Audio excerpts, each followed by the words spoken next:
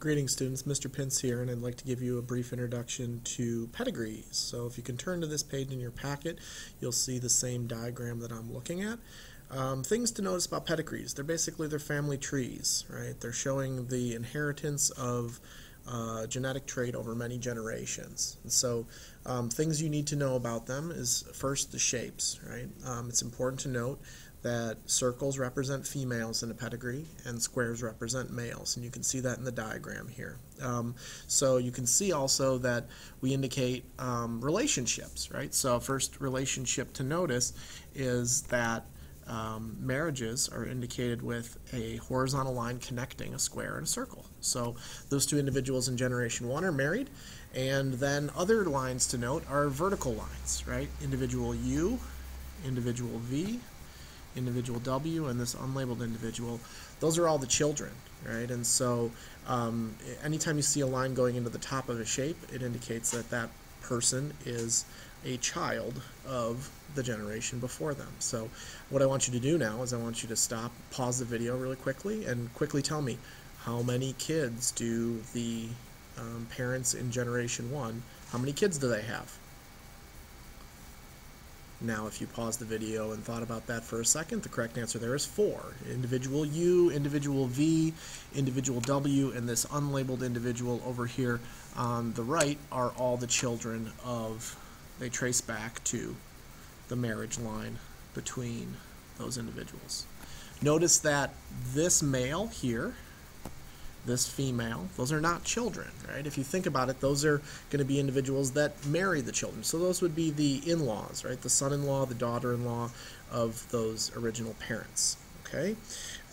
So we can see here then also other things about the shapes. Now, regarding the color of the shape, when we're tracking a genetic trait, a open shape, whether it be a circle or a square, indicates that that individual is normal. From what we learned in class, these individuals, in a lot of cases, in most cases, would be homozygous dominant for whatever the trait is.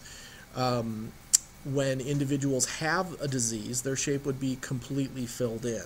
And in this case, since it is a homozygous recessive condition that causes the disease, a circle or square that's entirely filled in would mean that person is afflicted with the disease.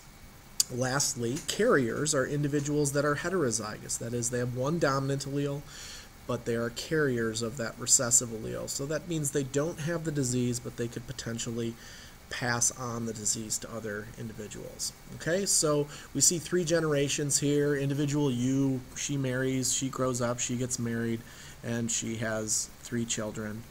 And individual W, he marries, and he has 2 daughters. And the last child gets married, and she has 3 sons. Okay.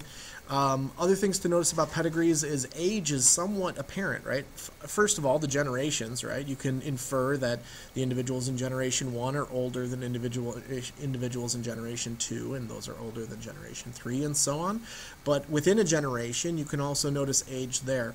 The eldest child is shown at the left, right? So individual U in the 2nd generation is the firstborn female child of those 2 parents in the in the 1st generation. Individual V is the 2nd born, individual W is the 3rd born, and that unlabeled child on the right is the youngest child. Okay? Second question here. Pause the video for a second. I want you to tell me, what is the relationship between individual X and individual Y? Okay, if you paused and thought about that for a second, the correct answer there is individual X and individual Y are cousins, right? Because they are related to their parents, right? Daughter U and son W, they're brother and sister, right? And so their kids would be cousins of each other. Okay, now last thing we want you to do is we want you to apply this. So we're going to ask you to pause. You're going to probably need to pause the video a longer time here. If you turn your packets to this page, let's make it a little bit smaller. You can see you have the case studies for drawing a pedigree, and you have to be able to do this. So if you read through case study 1, I want you to pause the video now, and I want you to try and draw out this pedigree here. It might take you 5-10 minutes. When you're done, you can hit play, and we'll see how you did.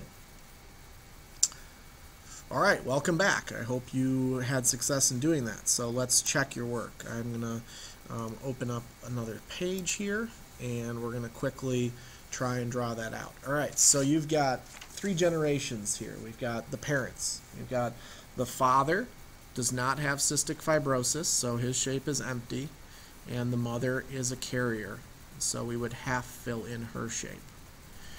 They have 3 children, right? So I'm going to drop a line from their marriage line, and I'm going to make it nice and wide so that we have room for everything. And then I'm going to go through each children. So we have the first child. The first child is a male who is a carrier for cystic fibrosis. He is married to a female who is also a carrier for cystic fibrosis. They have 2 children.